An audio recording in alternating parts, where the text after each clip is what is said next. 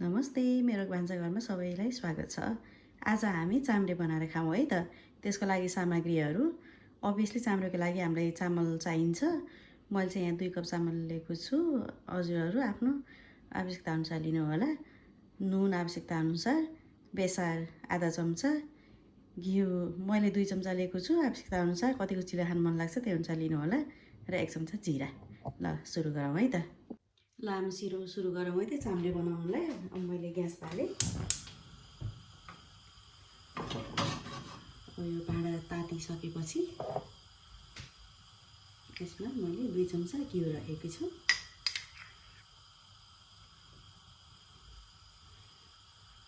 मैले 2 कप चामलमा 2 चम्चा घिउ राखेको छु। हजुरहरूसँग घिउ छैन भने तेल राख्दाखेरि पनि हुन्छ।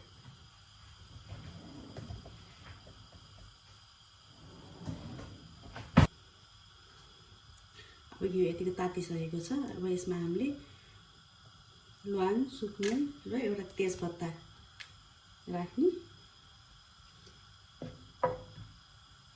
यसमा थोरै जिरा पनि पुऱ्याइदिउँ। 1 चम्चा जिरा लिएको छु मैले। अब यसलाई एकैछिन फ्राई हुन दिने। जिरा, तेजपत्ता, ल्वाङ, सुक्मेल फुराएर रेडी भएको छ। अब यसमा थोरै बेसार राखौँ यो कलर दिनको लागि। त्यसपछि अघि हामीले एकैछिन भिजाएर राखेको चामल, धेरै बेर भिजाउनु पर्दैन। मैले चाहिँ 10 मिनट भिजाएर राखेको थिएँ।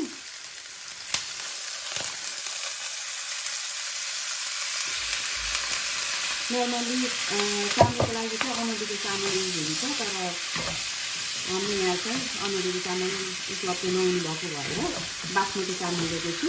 तपाईँसँग पनि छैन भने एनी चामल लिँदाखेरि फरक पर्दैन। अब यसलाई मिडियम टु हाई हिटमा 4-5 मिनट यतिकै फ्राई गर्ने मजाले। थोरै नुन पनि राखेको छु मैले। तपाईँहरूलाई गुलियो मनपर्छ भने स्वादअनुसार चिनी राख्दा पनि हुन्छ, तर मैले चाहिँ नुनिलो गराउन थालेको। अब यसलाई हामीले मजाले भुटौँ। चाम्रे चाहिँ जति भुट्यो पहिला त्यति नै टेस्ट मिठो आउनु भएको भएर यसलाई मिडियम टु हाई हिटमा यसै गरी भुट्नुपर्छ। साइडमा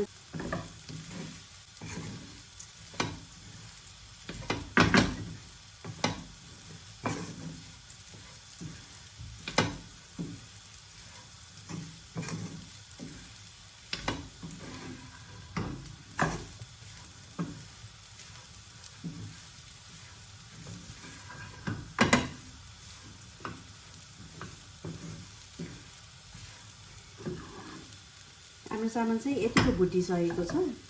यसरी अब 3 मिनट भयो।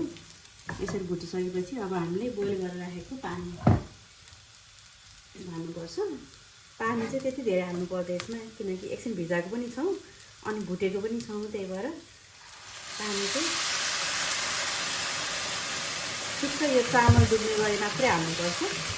धेरै हाल्यो भने थोरै गिलो हुने जान्छ र मिठो हुँदैन। थोरै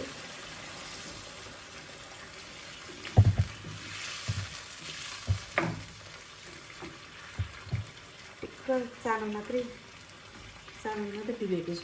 यसरी पानी राख्ने र यसमा मिडियम हिट गराएर पानी नसुक्दासम्म छोपाएर बिचबिचमा हेर्दै चलाउँदै छोप्दै पकाउँदै गर्नुपर्छ। अब यसरी छोपेको पनि 3-4 मिनट भइसक्यो। अब यसलाई हेरौँ त कस्तो भयो। एकदम मिठो होला जस्तो देखेको छ। यसमा सबै पानी सुकिसकेको छ, तर स्टिल पाकिसकेको चाहिँ छैन। यसलाई एकदम लो फ्लेम गराएर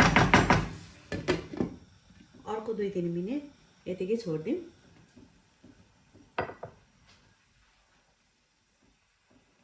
यसरी छोपेर पकाएको पनि 3 मिनट, अर्को 3 मिनट भइसकेको छ। अब यसलाई ग्यास बन्द गरिदिउँ अनि त्यसपछि 5 मिनट जति रेस्ट गर्न छोडिदिउँ अनि त्यसपछि खोलेर हेरौँ कस्तो हुन्छ है त। अब हामीले रेस्ट गर्न छोडेको पनि 5 मिनट भइसकेको छ। अब हेरौँ है त कस्तो भयो हाम्रो चाम्रे। हेर्दा नै खाउँ जस्तो भएको छ।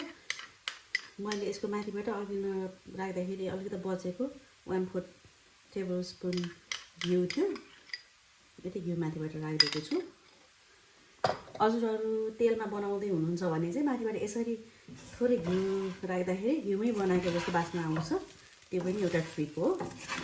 हेर्नुहोस् त यस्तो राम्रो पाकेर बनेको छ हाम्रो चाम्रे।